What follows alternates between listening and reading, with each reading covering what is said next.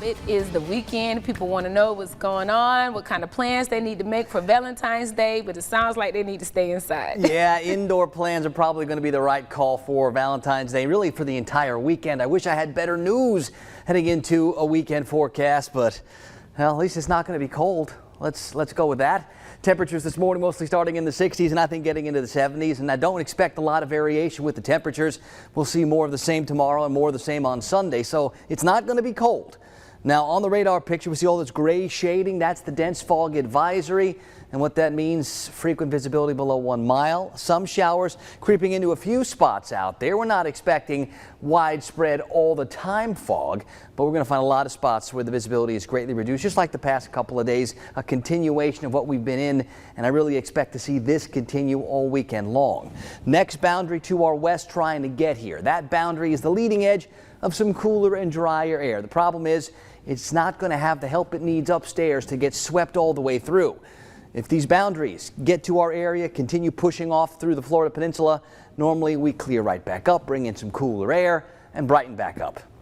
But what happens is when the boundary gets stuck, then we never get that chance to change the air mass. And as new pieces of energy ride along that stalled boundary, sort of like a conveyor belt, well, then that's when our rain chances increase, the energy moves away, rain chances decrease, the clouds linger until the next piece of energy gets here.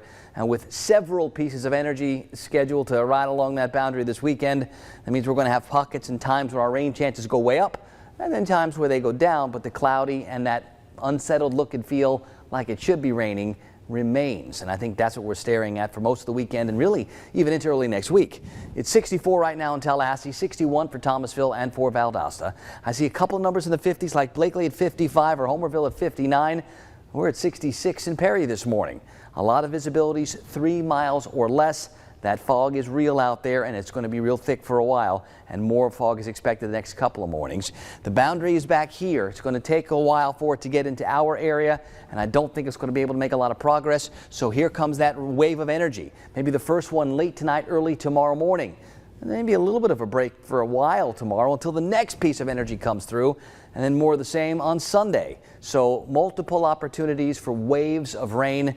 It could rain pretty heavy in some of those spots when the rains are coming down, and then there'll be some periods where you get a 2, 3, 4 hour spell where it's not raining at all. So if you've got outdoor stuff you're just trying to get done, maybe you get lucky if you pick your right spots, but you got to count on plenty of shower chances all weekend long. On the Gulf today, we've got the dense fog advisory. Winds out of the east and southeast light, less than 12 knots, and seas less than 2 feet. Looks like the low tides will be first up 8:36 this morning. 60s, foggy and warm. I've got the rain chances like 50-50. There are some showers out there over parts of our Jefferson County and Taylor County, but not a lot right now. There'll be more showers developing later with temperatures in the low to mid 70s. Even more showers tonight, more clouds, more fog, more 60s. And over the next couple of days, not only do our weekend chances for rain stay high, I think those chances stay pretty high into next week too, guys.